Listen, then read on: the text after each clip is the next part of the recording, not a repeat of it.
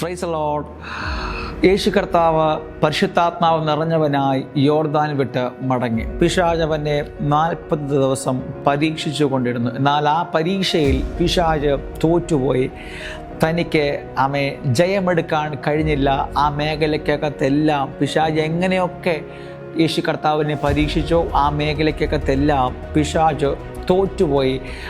അങ്ങനെയെങ്കിൽ ഞാൻ ആത്മാവിൽ ഇങ്ങനെയൊന്ന് കൈമാറട്ടെ. സ്തോത്രം. നിനക്ക് നേരെ പിശാച് കൊണ്ടുവച്ച ചില പരീക്ഷകളിൽ നിന്ന് നീ ജയിക്കാൻ വേണ്ടി പോകുകയാണ്. നീ അതിനകത്ത് പൂർണ്ണ ജയത്തെ കൈവരിക്കാൻ വേണ്ടി പോകുകയാണ്. ഞാൻ ആത്മാവിൽ കൈമാറുകയാണ്.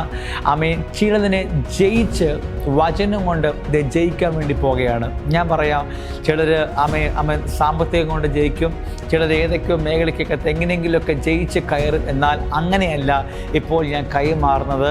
നീ ചിലതിനെ ഈ ദിവസങ്ങളിൽ ദൈവത്തിൻ്റെ വചനം കൊണ്ട് ജയിക്കാൻ വേണ്ടി പോകുകയാണ്. പിശാച് എങ്ങനെയൊക്കെയാണോ കർത്താവിനെ പരീക്ഷിച്ചത് ആ മേഖല എല്ലാം കർത്താവിൻ്റെ വചനം കൊണ്ട് ജയിച്ചതുപോലെ ആത്മാവിൽ ഞാൻ കൈമാറുകയാണ്. ചില വചനം കൊണ്ട് നീ ചില പ്രതിസന്ധികളെ മറികടക്കാൻ പോകുകയാണ്. ചില വചനം കൊണ്ട് പിശാചിൻ്റെ ചില പരീക്ഷകളെ നീ ജയിക്കാൻ വേണ്ടി പോകുകയാണ്.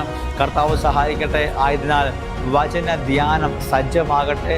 വചന ധ്യാനം ഓരോ ദിവസവും അതിൻ്റെ ആ ടൈമുകൾ കൂടി വരട്ടെ. വചനം കൊണ്ട് നീ ചിലതും ജയിക്കാൻ തയ്യാറാകുക. കർത്താവ് സഹായിക്കട്ടെ. ഒരു പരീക്ഷയിലും പിശാച് ജയിക്കത്തില്ല.